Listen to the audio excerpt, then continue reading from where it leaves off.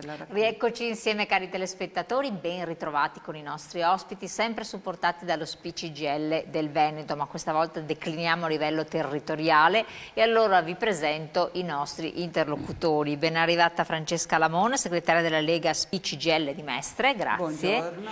Ben ritrovato Fulvio Dalzio, segretario SPI-CGIL di Venezia, grazie anche a lei. Grazie, buongiorno a tutti i telespettatori. Il tema è importante perché come sempre ci sono temi di grande sensibilità sociale che vengono affrontati, approfonditi periodicamente dallo SPI-CGIL, io direi invece costantemente perché vengono portati alla ribalta, alla vostra attenzione periodicamente, ma in realtà il sindacato è sempre sul pezzo e qui parliamo di lotta alle mafie.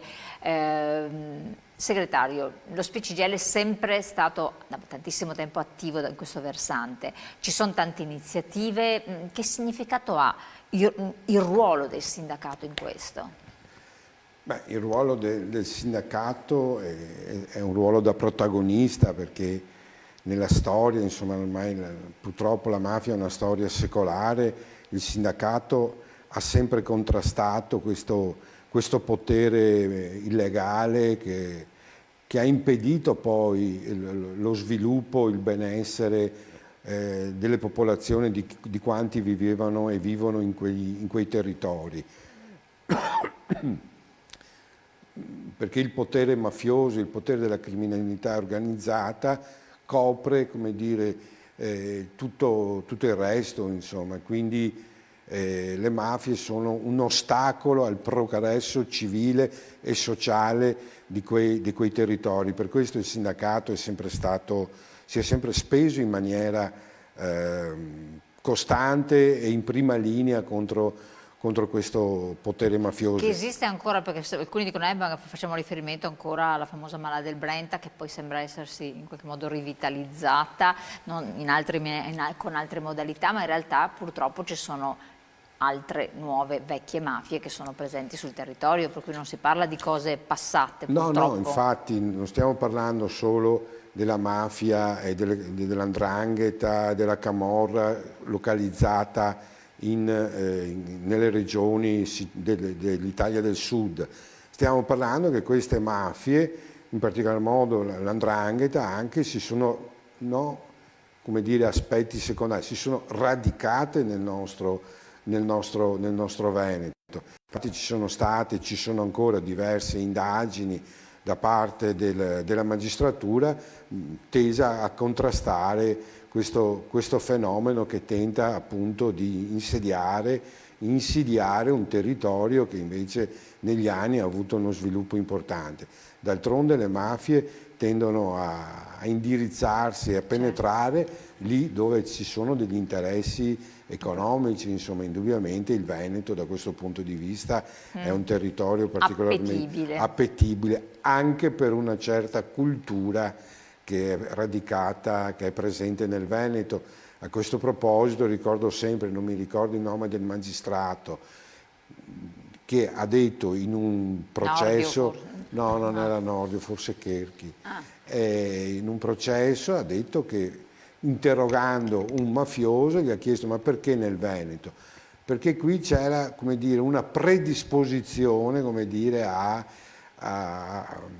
favorire un'attività illegale che non significa mafia, sono due cose che vanno tenute distinte, però questa propensione ha favorito indubbiamente il penetrare. L'ultima più famosa, insomma, è ancora in corso, è tutta la vicenda legata ad Eraclea, per non parlare di Mestre, con le questioni che ci sono in via Piave, la mafia cinese, nigeriana, insomma, e un po' in tutte le altre province, insomma, che ci sono. Questo per ricordarlo magari a chi ci ascolta, che anche da altri territori provinciali, opera in modo diverso la mafia sul territorio, non come siamo abituati a vederla filmicamente nel sud Italia tradizionalmente, è un modo che magari le generazioni che sono un po' più in là nel tempo hanno difficoltà a comprendere. Sì, perché giustamente sottolinei il fatto che non sono così, come dire, cruente, non si presentano in maniera, no, si presentano in giacca e cravatta, ben vestiti, coinvolgono professionisti, avvocati e notai, senza voler fare di tutta l'erba un fascio, come si suol dire. Quindi penetrano, hanno ingenti capitali da investire frutto di proventi illeciti e quindi intervengono magari inizialmente intervengono sulle aziende che sono in difficoltà, dove imprenditori hanno difficoltà ad accedere al credito, però nel momento in cui cominciano a rivolgersi a questi esponenti dei poteri criminali, poi la strada è segnata, insomma, perché lì allora poi intervengono fino di fatto a escluderli dalle aziende e ridurle proprio ai minimi termini, se no e a volte l'aiuto può essere presentato in modo amichevole, sto pensando a certe realtà anche agricole, aziende agricole in difficoltà con vecchi imprenditori che ti do una mano, l'amico dell'amico in realtà poi la mano altro che te la porta via. Quindi sì, te la tagliano, mano, braccia in modo non fisico, insomma, ma diversamente. No, la cosa interessante è che ci sono molti beni, ecco, che sono stati confiscati. Beni confiscati, che è stato introdotto questa possibilità con la legge Rognoni-La Torre del 1982, che poi ha avuto diverse evoluzioni e trasformazioni, ma nel Veneto sembrerà una cosa assurda, ma insomma ci sono complessivamente 428 beni tra mobili e aziende, una parte che sono ancora in corso di definizione, perché c'è un iter ovviamente anche garantista, come è giusto che sia, e però ce ne sono già 241 che sono già stati destinati, quindi stiamo parlando di più di 400 beni, giusto far vedere la tabella, e questi sono un po' in tutte le province del Veneto. Quelle più emblematiche che mi pare utile ricordare sono la villa famosa di Felice Maniero a Campolongo Maggiore. Mi ha molto incuriosito, perché ovviamente per venire qua ci siamo preparati, questo hotel che era stato sequestrato, che è stato confiscato sul Nevegal, che poi è stato distrutto ed era di proprietà del cassiere della banda della Magliana di Roma.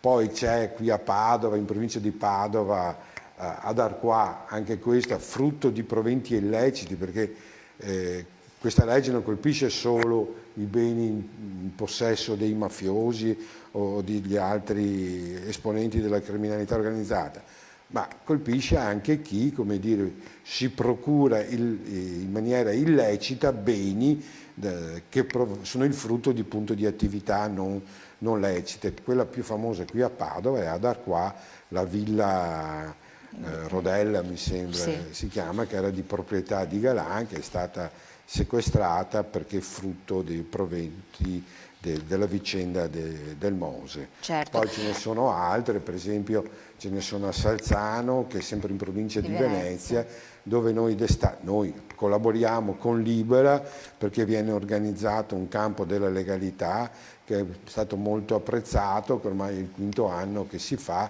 così come facciamo campi della legalità anche a Verona e negli altri territori. Infatti io colgo l'occasione anche di questo momento che siamo per comunicare, per informare, magari per, come dire, incitare anche i telespettatori, che sono soprattutto pensionate e pensionati, di magari coinvolgere i loro nipoti per partecipare a questi campi. Che sembra una bellissima Basta vedere, andare sul sito di Libera e si trova qui. Sono esperienze molto interessanti, da cui la partecipazione a questi campi nasce anche il progetto che siamo qui a presentare. Che adesso infatti lo vedremo meglio insieme. L'ultima cosa, vedevamo prima dei dati, proprio per capire di cosa stiamo parlando. I mobili confiscati in Veneto sono tantissimi, 139 appartamenti in condominio, abitazioni dipendenti 33, 25 terreni agricoli, 24 locali di deposito magazzini, 17 fabbricati industriali, poi negozi 13, insomma ce ne sono veramente, sono dei numeri importanti importanti, significativi, e poi bisogna vedere quanti possono essere messi a disposizione, perché c'è tutta una procedura di cui voi eravate già artefici nel sollecitare che si potesse rendere più veloce. Ma uno degli interventi che abbiamo strappato e che siamo riusciti a portare come dire, ad avere come tutela è soprattutto la cassa integrazione in deroga a suo tempo bravissimo, questo è per importante. i lavoratori che lavoravano presso aziende, imprese che venivano confiscate, no? Questi magari si trovavano senza sostentamento, e quindi anche questo è stato un provvedimento per noi importante.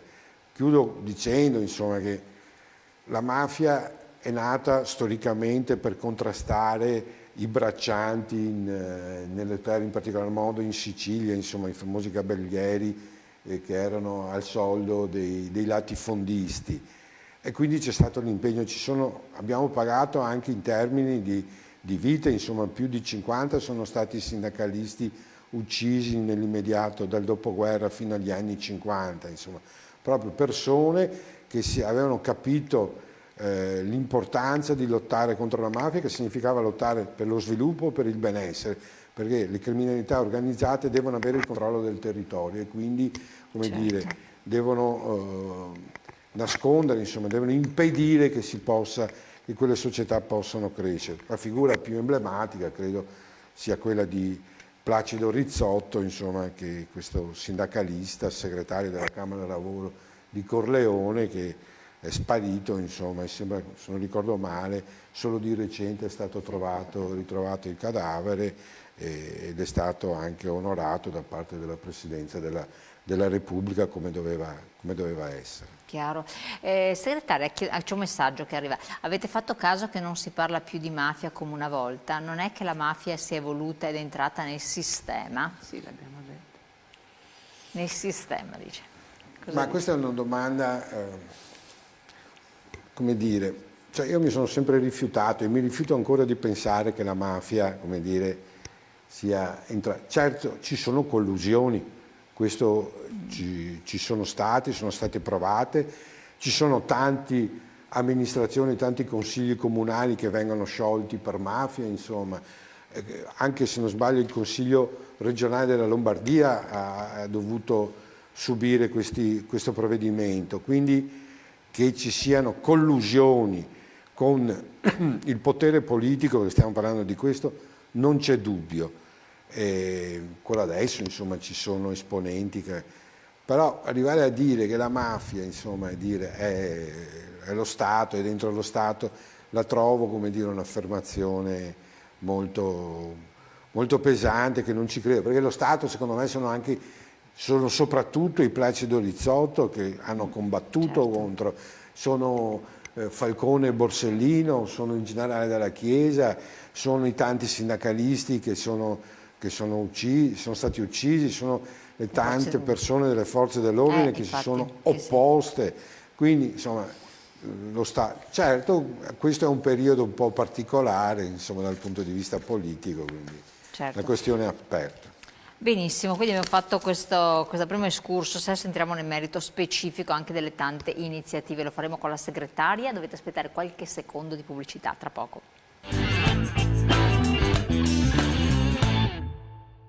Allora, andiamo qui a parlare con la segretaria invece delle iniziative e dei momenti anche che avete stigmatizzato proprio per sottolineare il vostro impegno, no? Sì, allora buongiorno a tutti. Io direi che possiamo partire da come è nata questa iniziativa che si intitola Terra e Libertà, che è un ciclo di 4 incontri che si terranno da febbraio a marzo. 2 a febbraio e 2 a marzo, poi vediamo come sono articolati.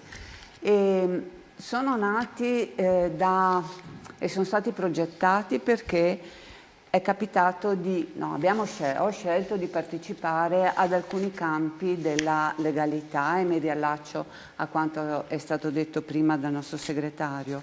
Aver partecipato ad alcuni campi della legalità soprattutto in Sicilia e in Calabria, ma anche in Campania. dove i beni confiscati sono in numero anche superiore rispetto alla tabella che abbiamo visto poco fa, e sono soprattutto su terreni e su beni agricoli. Per cui questo progetto qui è nato esattamente dalle riflessioni e dagli spunti che sono nati sul terreno, possiamo dire, per cui anche la tipologia il settore di intervento, il settore che andiamo a presentare è quello dell'agroalimentare, tanto per non rimanere nel generico. Perché l'agricoltura in primis è il primo anello, diciamo che è il primo anello della catena, e lo è stato anche storicamente, per cui soprattutto qui nel primo appuntamento del 21 di febbraio parliamo delle braccianti in particolare, ma partendo da un excursus storico e partendo da quello che alla fine dell'Ottocento, nel 1893, è stato questo grande movimento dei fasci siciliani dei lavoratori, poco conosciuto, lasciato andare un po' nell'oblio, ma in realtà è stata una storia molto molto importante. Ed è bene che la rifacciamo un po' conoscere, e per farlo abbiamo individuato un testo, perché una cosa che non ho detto, ma ognuno di questi 4 appuntamenti, essendo nella libreria Coop di Piazza Ferretto a Mestre, abbiamo voluto anche legare un volume, un titolo e magari anche un filmato, se possibile. Per cui per il primo, il tema di riferimento, il titolo di riferimento è l'indagine che veramente un grande cronista del 1894, Adolfo Rossi, ha compiuto in Sicilia, ed è andato a verificare le sommosse che c'erano in quel periodo, perché ci fossero, quali fossero le motivazioni. E dal resoconto che dà, parla in maniera entusiasta della posizione e le figure delle donne e delle braccianti, e le descrive con grande ammirazione. E dice: queste donne che sono analfabete in realtà sono alla testa dei cortei e si alzano in piedi e dicono che cosa vogliono. Per loro è un grande momento di riscatto, e dicono: se c'è dignità, se c'è lavoro, c'è dignità. Loro hanno questo molto bene in mente, ed è l'occasione, a partire da questo movimento, di parlare anche di com'è la realtà odierna in agricoltura, per cui sicuramente le braccianti sono un segmento molto interessante da conoscere, da verificare, perché sono, diciamo, all'interno della linea delle sopraffazioni, diciamo che ci sono loro. Un altro messaggio: i pensionati, nonostante anziani, sono molto più avanti dei giovani d'oggi, che pensano solo alla tecnologia, e su questo le mafie ci sguazzano. Io non sarei così tassativa nel ruolo dei giovani, perché in realtà in questi campi estivi troviamo soprattutto giovani, sono essenzialmente giovani. C'è un incontro intergenerazionale con i rappresentanti del sindacato, con Libera, con la Coop, con Arci, con altre realtà che li sostengono, però il nucleo forte è esattamente fatto da ragazzi giovani. Non a caso all'interno dei nostri appuntamenti avremo anche l'UDU, l'Unione degli Universitari, che per noi sono importanti in questo incontro intergenerazionale, per cui non è detto che siano solo i giovani che sono vincolati dalle nuove tecnologie, insomma. Certo. Poi abbiamo un'altra iniziativa il venerdì 14 marzo, librerie cooperative, sempre Piazza Ferretto Mestre, questa dalla terra al piatto. Qui si parla di grande distribuzione organizzata e anche consumatori, vero? Questo è un altro elemento importante. Questo è un tema fondamentale, infatti oltre ai primi 2 excursus storici abbiamo dimenticato quello di fine febbraio, del 28 febbraio, che parla di un altro titolo, che è quello dell'uccisione di Accursio Miraglia, topografia di un delitto. Ma qui nella filiera agroalimentare ci sono tante responsabilità, per cui in questo appuntamento abbiamo voluto indagarle, per cui parleremo della responsabilità del sindacato, nel senso che cosa fa, come la FLAI, che la Che categoria sarebbe? agroalimentare di riferimento interviene con il sindacato di strada, e come anche qui nel Veneto ha avviato dei percorsi di tutela per persone, per persone che sono sfruttate in ambito dell'agricoltura.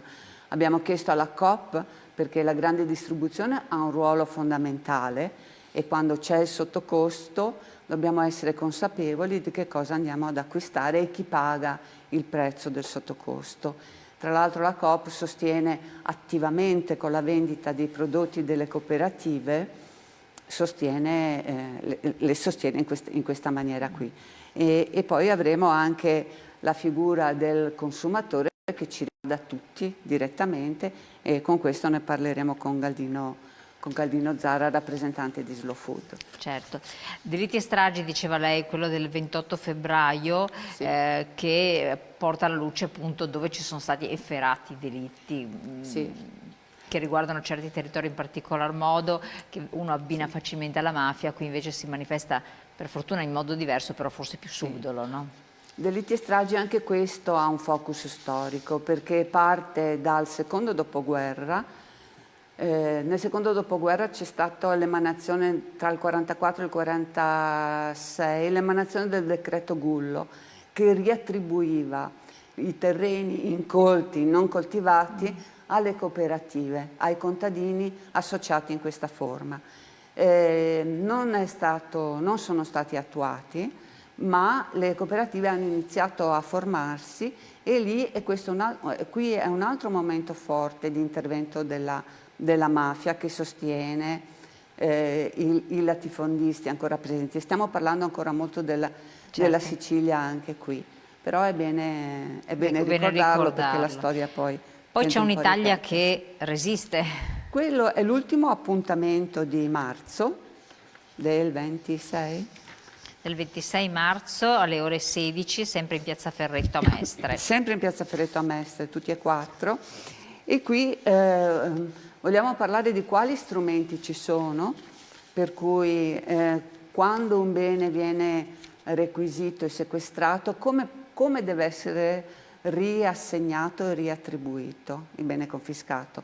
È un processo molto complicato, molto complesso, che richiede degli strumenti efficaci. Cioè, nello specifico? Qui Sappiamo ci che sono procedure lunghe, non così sono semplici. procedure molto lunghe, ma l'iter tra il sequestro e la riattribuzione del bene mafioso è veramente laborioso, per cui necessita di capacità e competenze. Per questo abbiamo chiesto alla direttrice del master dell'Università di Bologna, Stefania Pellegrini, di essere presenti, perché il master forma le persone e le competenze per poter entrare nel ginepraio dei regolamenti, per poterci arrivare.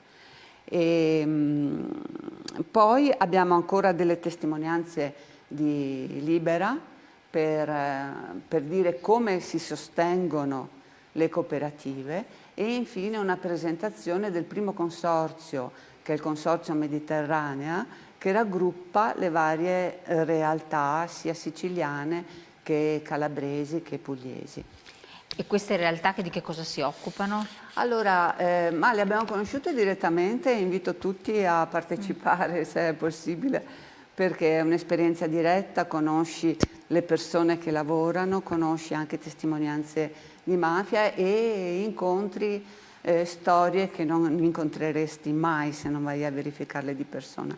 Per cui in larga parte sono cooperative che lavorano la terra, trasformano i prodotti che poi vengono consorziati appunto e poi distribuiti attraverso Libera e attraverso i canali o online, hanno il negozio online, oppure i punti di vendita come possono essere quelli della Coop.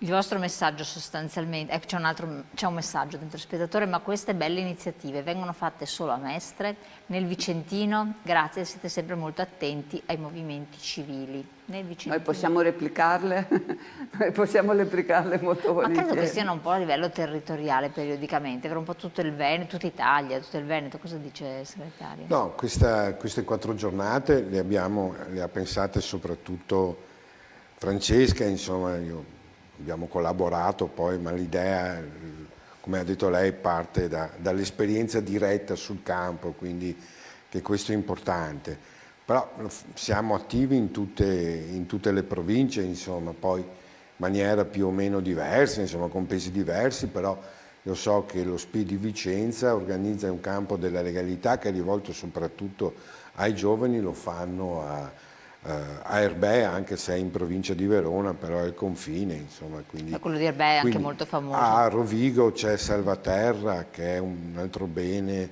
che è stato sequestrato a uno spacciatore, insomma, e quindi questo bene che è stato poi assegnato al Comune di Badia, e il Comune di Badia l'ha dato in gestione a un'associazione che è presente sul territorio.